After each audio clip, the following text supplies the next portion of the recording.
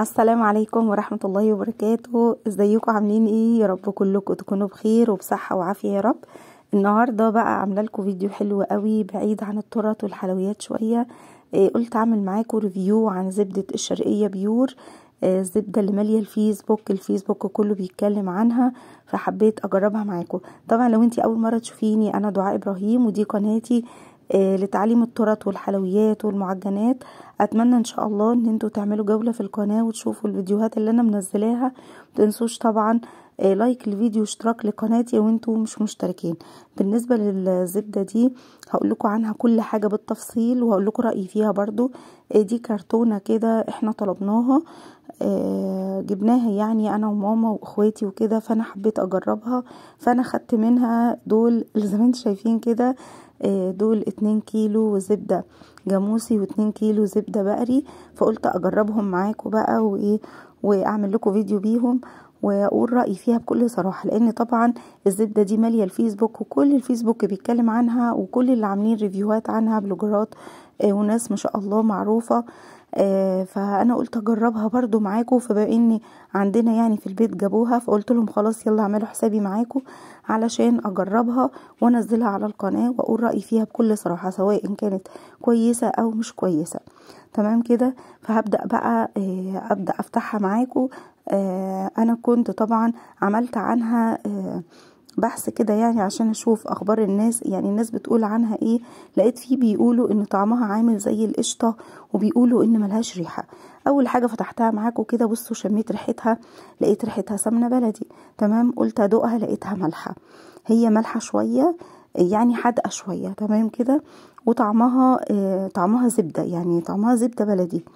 وريحتها برضو ففي ناس قالوا ان ملهاش ريحة، يعني لما بتعمليها، لما انا سمعت ريفيوهات عنها عن الزبدة دي، قالوا لما بتعمليها هي ملهاش ريحة، هي كويسة بس ملهاش ريحة. فانا قلت اجربها برضو واشوف رأيي فيها ايه. فانا حطيت بقى 2 كيلو في الحلة دي و2 كيلو في الحلة التانية وحطهم. بصوا لو تاخدوا بالكم على العين الصغيرة خالص، وهديت العين الصغيرة كمان. تمام كده. عايزة اقول لكم ان هي اخدت معايا وقت على البوتاجاز حوالي ساعة ونص. حطيتها على العين الصغيرة، على يعني ساعة ونص على العين الصغيرة على نار هادية، بمعنى اصح يعني نار هادية. تمام كده. بدأت هنا، دي بدأت يعني تدوب شوية معايا، دي اللي هي الجاموسي ودي البقري. بصوا حسيت بقى ان الحلة هنا صغيرة، ودي اول حاجة لازم تخلي بالك منها وانتي بتسيحي اي زبدة. لازم الحلة تكون كبيرة شوية علشان هي هتفور معاكي، فعلشان ما تفورش معاكي من الحلة وبهدلك الدنيا. فانا رحت جايبة بقى حلة تانية اكبر شوية.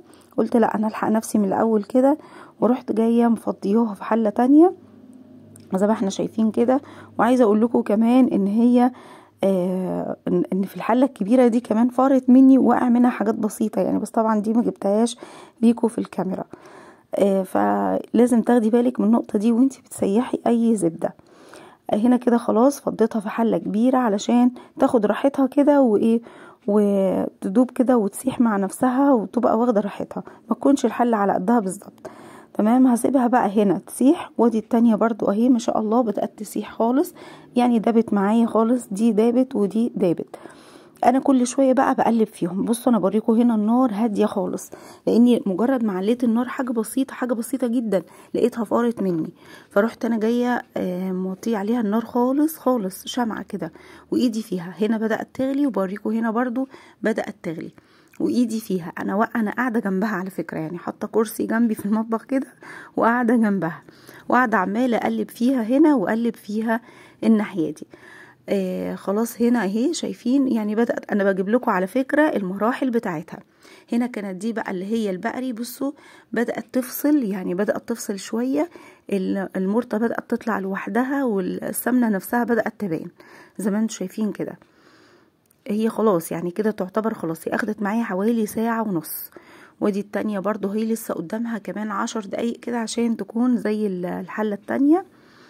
وعايزه اقول لكم ان انا مهديه عليها النار خالص، يعني النار هاديه قوي قوي. عايزه اوريلكم النار عامله ازاي. بصوا يعني تكاد ان انتي ما تشوفيهاش كمان، تحسي ان مفيش نار قايده، لكن انا مولعه عليها النار على الهادي جدا عشان بقى ايه، تسيح براحتها وتستوي براحتها كده وتكون حلوه وما تتلسعش منك. خلاص كده انا هسيبها شوية بس. هنا دي اهي هتبدأ تفصل معايا وهوريها لكم دلوقتي، اوريكم المرحلة بتاعتها. ما تنسوش طبعا تصلوا على الرسول عليه الصلاة والسلام، وما تنسوش اللايك للفيديو لو وصلتوا معايا لحد هنا. عايزه اقول لكم كمان ان احنا هنوزنها مع بعض، وهقول لكم في اخر الفيديو ان شاء الله طلعت معايا قد ايه بالظبط.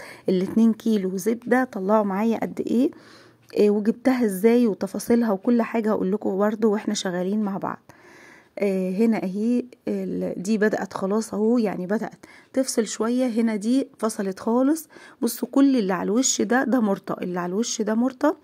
هتبدأ دلوقتي تنزل. بصوا دي معلقة صغيرة جدا جدا ملح، لان هي ملحة. حطيت زيها بالظبط في الحلة التانية، يعني حطيت في كل حلة، يعني في الملح بحطه في الوقت ده في الاخر خالص، وما حطيتش ملح كتير، يعني حطيت حاجة بسيطة لان هي حادقة. انت لو جبتيها ودقتيها هتلاقيها حادقة شوية، فعشان كده ممكن ما تحطيلهاش ملح خالص، بس انا حبيت احط لها يعني قولي دي مثلا تجيلها ربع معلقة صغيرة ملح. تمام كده. هنا دي خلاص اهي بدأت تفصل. اللي على الوش ده كله هينزل دلوقتي، كل ده هينزل. ده مرطة اللي في قعر الحلة تحت ده المرطة، وكل اللي على الوش ده كده هينزل دلوقتي وهنشوفه مع بعض. ودي كمان اهي بدأت تفصل. بصوا نزل ازاي، كل اللي على الوش نزل. وهنا دي بدأت تفصل اهي. انا هطفي على الحلة التانية بقى. بصوا دي انا طفيت عليها، انا بوريكم هنا دي خلاص كده خلصت، طفيت عليها. ودي كان خلاص قدامها ما يكملش نص دقيقة، يعني نص دقيقة كده وخلاص، وهطفي عليها وهسيبهم الاتنين يبردوا. وبعد كده بقى بعد ما بردوا هبدأ اوزنهم معاكم علشان نشوف وزنهم قد ايه. انا جبت هنا سلطانية. اول حاجة اللي هي الزبدة الجاموسي دي بدأت احطها على الميزان، صفرت الميزان طبعا، وزنتها طلعت معايا زي ما احنا هنشوف دلوقتي في الفيديو كده.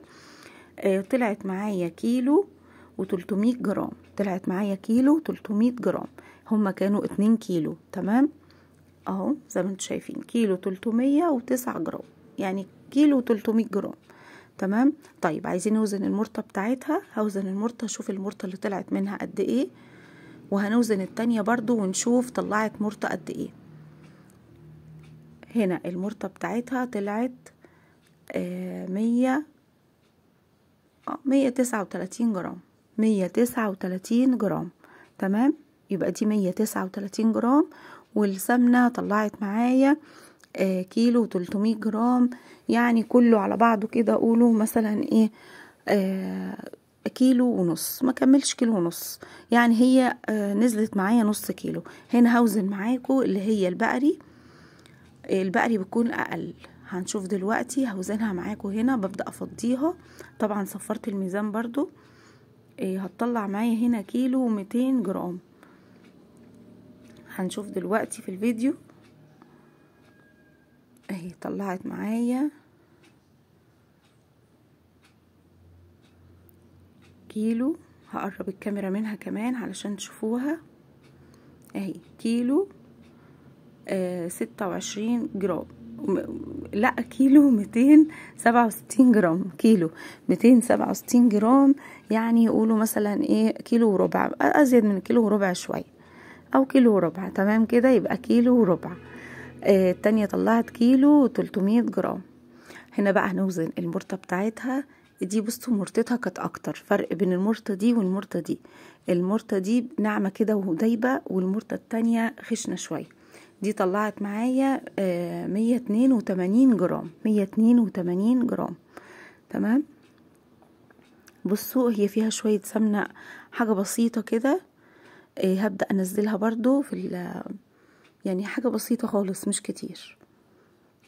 هبدأ انزلها كده في قلب العلبة اللي انا حطيت فيها السمنة.